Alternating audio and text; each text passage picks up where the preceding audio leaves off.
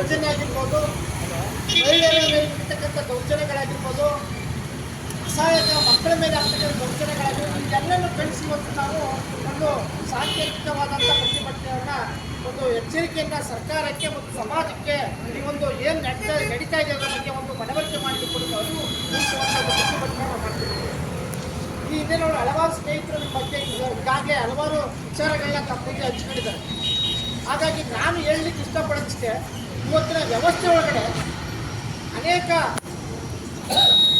ಅಧಿಕಾರಶಾಹಿಗಳಾದಂಥ police ಇಲಾಖೆ ಆಗಿರ್ಬೋದು, ಮಹಿಳಾ ಮತ್ತು ಮಕ್ಕಳ ಕಲ್ಯಾಣ ಇಲಾಖೆ ಆಗಿರ್ಬೋದು, ಮತ್ತು ಇನ್ನೂ ಅನೇಕ ಸಾಮಾನ್ಯ ಜನರನ್ನು ಹಿತವನ್ನು ಕಾಪಾಡ್ತಕ್ಕಂಥ ಇಲಾಖೆಗಳಿಗೊಂದು ತಮ್ಮ ಏನು ಏನು ನಿಯಮಾವಳಿಗಳಿವೆ ಅದೆಲ್ಲ ಉಲ್ಲಂಘಿಸಿ ಇವತ್ತು ಹಕ್ಕುಗಳನ್ನ ಉಲ್ಲಂಘನೆ ಆಗ್ತಾಯಿದೆ. ಈ ವಿಚಾರವಾಗಿ ಒಂದು ಕ್ರಮ ವಹಿಸಲಿಕ್ಕೆ ಸರ್ಕಾರಗಳು, ಕೇಂದ್ರ ಮತ್ತು ರಾಜ್ಯ ಸರ್ಕಾರಗಳು ಆಯೋಗಗಳು ಕೂಡ ರಚನೆ ಮಾಡಿ ಸಾಕಷ್ಟು ದಶಕಗಳೇ ಆಗಿದೆ. ಆದರೆ ಇವತ್ತು ಆಯೋಗ ಇದ್ರೂ ಕೂಡ ದೌರ್ಜನ್ಯಗಳೇ ನಿಂತಿಲ್ಲ. ಇದು ಬಹಳ ದುರಂತದ ಒಂದು ವ್ಯಥೆ. ಹಾಗಾಗಿ ಇಂಥ ಕಾನೂನು ಕಠಿಣವಾದ, ಬಾಬಾ ಸಾಹೇಬರ ಅಂಬೇಡ್ಕರ್ ಕೊಟ್ಟಂಥ ಕಠಿಣವಾದ ಕಾನೂನು ಮತ್ತು ಅದಕ್ಕೆ ತಕ್ಕಂಥ ಅಧಿಕಾರಶಾಹಿಗಳಲ್ಲಿ ಮಾಡಿರ್ತಕ್ಕಂಥ ಒಂದು ಆಯೋಗ, ಇಷ್ಟೆಲ್ಲ ಇದ್ರೂ ಕೂಡ ದೌರ್ಜನ್ಯಗಳು ನಿರಂತರವಾಗಿ ನಡೀತಾವೆ.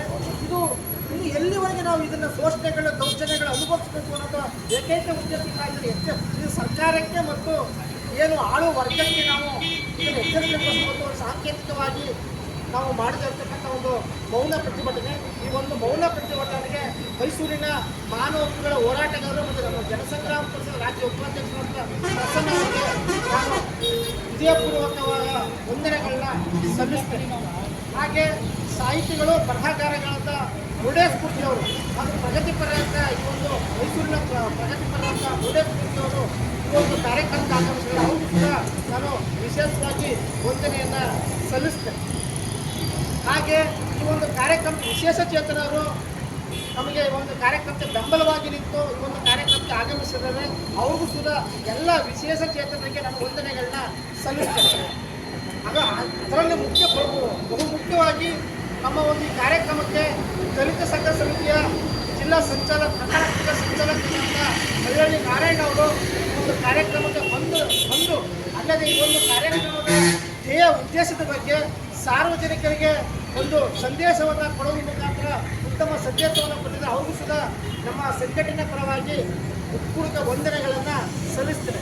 ಹಾಗಾಗಿ ಈಗೆಲ್ಲ ಇಲ್ಲಿ ಸೇರಿರ್ತಕ್ಕಂಥ ನಮ್ಮ ಜನಸಂಗ್ರಾಮ ಪಕ್ಷದ ಕಳೆಗೆ ಶಶಿ ಆಗಿರ್ಬೋದು, ಮತ್ತು ಜಯರಾಮ್ ಆಗಿರ್ಬೋದು, ಮತ್ತು ಶಿವರಾಮ್ ಆಗಿರ್ಬೋದು, ಎಲ್ಲರಿಗೂ ಸಹ ವಂದನೆಗಳನ್ನು ಸಲ್ಲಿಸಿ ಈ ಒಂದು ಕಾರ್ಯಕ್ರಮವನ್ನು ಇಲ್ಲಿ ಮುಗಿಸ್ತಾ ಇದ್ದೇವೆ. ಜೊತೆಗೆ ಪೊಲೀಸ್ ಈ ಒಂದು ಕಾರ್ಯಕ್ರಮಕ್ಕೆ ಬಂದೋಬಸ್ತ್ ಕೊಟ್ಟಂಥ ಪೊಲೀಸ್ ಸಿಬ್ಬಂದಿವರೆಗೂ ನಾವು ವಂದನೆಗಳನ್ನ ಸಲ್ಲಿಸಿ ಈ ಒಂದು ಕಾರ್ಯಕ್ರಮವನ್ನು ಇದೀಗ ಮುಗಿಸ್ತೇವೆ.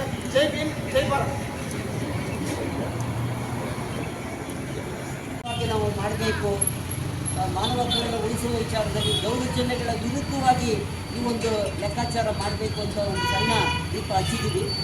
ಇವಾಗ ಇವತ್ತು ನೆನೆಸ್ಕೊತಾ ಇದ್ವಿ, ಕಳೆದ 10 ವರ್ಷಗಳ ಹಿಂದೆ ಇದನ್ನು ಚಾಲೂ ಮಾಡ್ತೀವಿ ಅಂತ ನಾವು ಬರುವಾಗ ಯೋಚನೆ ಮಾಡ್ತಾ ಇದ್ದೀವಿ. ಇದೇ ದಿನ ನಾವು ಆರಂಭಿಸಿದ್ದು. ಈ ಬಾರಿ ನಾವು ನಂಜನಗೂಡಲ್ಲಿ ಪ್ರಾಥಮಿಕವಾಗಿ ಮಾಡ್ತಾಯಿದ್ದೀವಿ. ಮುಖ್ಯವಾಗಿ ಇದು ಒಂದು ದಿನ ಇಡೀ ವಿಶ್ವದಲ್ಲಿ ಇವತ್ತು ನಮ್ಮದೊಂದೇ ದೇಶ ಅಂತಲ್ಲ, ವಿಶ್ವದ ಎಲ್ಲ ದೇಶಗಳಲ್ಲಿ ಇವತ್ತು ಅನ್ಯಾಯಗಳು, ಅನಾಚಾರಗಳು, ಅತ್ಯಾಚಾರಗಳು, ಎಲ್ಲ ದೌರ್ಜನ್ಯಗಳು ನಡೀತಾ ಇದ್ದಾವೆ. ಅದ್ರ ವಿರುದ್ಧ ಒಂದು ಹೋರಾಟದ ಶಕ್ತಿ ಎಲ್ಲಿಯೇ ನಾವು ಕಾಣೋದಕ್ಕೆ ಸಾಕಾಗಲ್ಲ. ಯಾಕೆಂದರೆ ಬೆರಳೆಣಿಕೆ ಜನ ಮಾತ್ರ ಇಂಥ ಹೋರಾಟಗಳಲ್ಲಿ ಮುಂದುವರಿತಾರೆ. ಇನ್ನು ಬಹುತೇಕ 80 ಜನ ಅಲ್ಲೇ ಇರ್ತಾರೆ. ಹೀಗಾಗಿ ಇಂಥದ್ದನ್ನು ಸಾಂಕೇತಿಕವಾಗಿ ನಾವು ಹೇಳಬೇಕು. ಉದಾಹರಣೆ, ಕಾಡಿಗೆ ಬೆಂಕಿ ಬಿದ್ದಿದ್ರೆ ಎಲ್ಲರೂ ನೋಡ್ತಾ ನಿಂತಿರ್ತಾರೆ. ಆಗ ಒಂದು ಗುಬ್ಬಚ್ಚಿ ಹೋಗಿ ಅದೊಂದು ಕೊಕ್ಕಲ್ಲಿ ನೀರು ತಗೊಂಡೋಗಾಗ್ತಂತೆ. ಆಗ ನಗ್ತಾರೆ, ಅಲ್ಲ ಗುಬ್ಬಚ್ಚಿ ಆಡಿಸುತ್ತಾರಂತ. ಈಗ ಈ ಥರ ಈ ಸಾಂಕೇತಿಕ ದಿನವನ್ನು ನಾವು ಆ ರೀತಿಯಲ್ಲಿ ಆರಂಭಿಸಿದ್ದೀವಿ. ಇದು ವಿಶ್ವದಾದ್ಯಂತ ಇಂದು ಆಚರಣೆ ಮಾಡ್ತಾರೆ. ಇದು ವಿರುದ್ಧ ನಮ್ಮ ಹಳ್ಳಿಯಿಂದ ವಿಶ್ವದವರೆಗೂ ನಡೆಯುವ ಅನ್ಯಾಯಗಳ ವಿರುದ್ಧ ಈ ದಿನ ನಾವು ಸಾಂಕೇತಿಕವಾಗಿ ಇದೆ. ಹೀಗಾಗಿ ನಾವೆಲ್ಲರೂ ಕೂಡಿ ಇದನ್ನು ಆಚರಿಸ್ತಾ ಇರೋದು ಒಂದು ಪವಿತ್ರವಾದ ದಿನ ಅಂತ ನಾಲ್ಕು ಭಾವಿಸಿ ಎಲ್ಲರಿಗೂ ಕೂಡ ಈ ದಿಕ್ಕಿನಲ್ಲಿ ಒಂದು ಶುಭಾಶಯವನ್ನು ಕೋರ್ತಾ ಇದ್ದೀನಿ. ಈ ಒಂದು ದಿನ ನಮಗೆಲ್ಲರಿಗೂ ಮುಂದಿನ ಬೆಳಕನ್ನು ತರಲಿ ಅಂತ ನಾನು ಅದನ್ನು ಭಾವಿಸ್ತೀನಿ. ಎಲ್ಲರಿಗೂ ನಮಸ್ಕಾರ.